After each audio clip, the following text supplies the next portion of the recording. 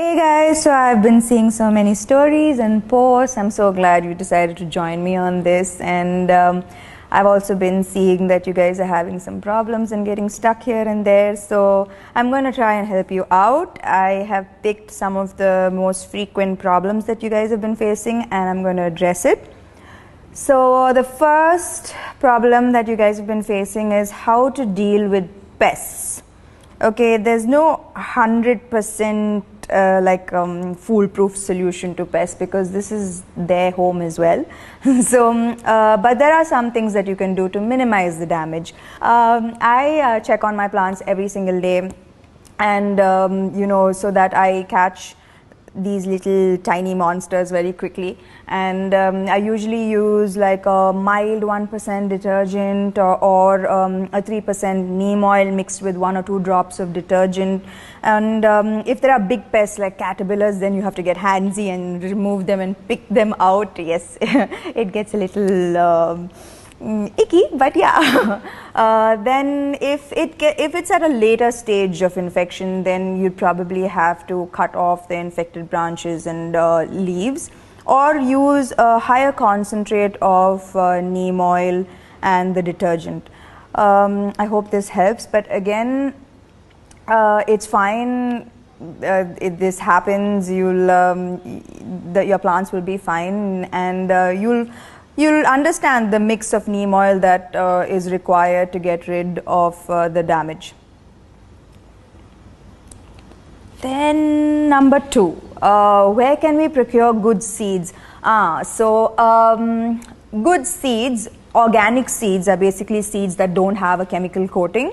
And usually if you if you visit your local nurseries and your local shops, that's where you get reliable seeds. And also, if it's trial and error actually with seeds. Experience is your best teacher with seeds. That's what I have realized.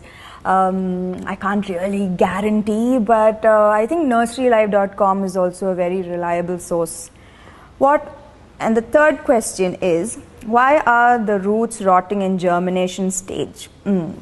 So this can be because your soil is not aerated enough. So make sure that your soil is a little loose and it can breathe, and also there's a good drainage system. So usually I use grow bags, so sometimes you tend to overwater it and then you're drowning the plants. So with grow bags, the excess water always drains out. Again, use a healthy seed. So this should solve that problem.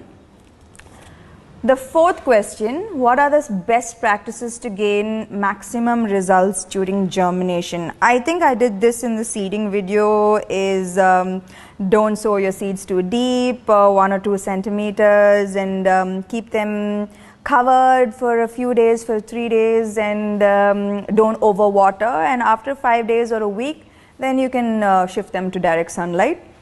And you can also follow the video I previously posted. The fifth question, why do the leaves start shedding and leaf discoloration? Okay, so if the older leaves are getting discolored, this is absolutely normal. This is the normal aging process. But if the younger leaves are getting discolored, then it's usually because there's not enough nutrition. So I usually do a good mix of NPK every week for my plants, and with my hydroponics, my EC levels are usually at 2.2. Okay, more detailed version of this in the next video, but make sure that your plants are getting enough nutrition. And sometimes overwatering or underwatering can also cause this discoloration. Am I a pro now? Yes, I am.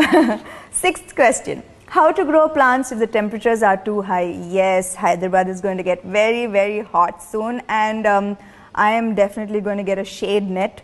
So a shade net like with a 50 to 70% coverage should help your plants and should prevent them from dying. But a shade net is going to be absolutely compulsory during the summer. What's the optimum growing conditions for plant growth? I think plants usually require 3 to 4 hours of sunlight. And that's good enough for most plants. I hope that has answered some of your questions, and I hope now you're ready to plant again and to take that chance again.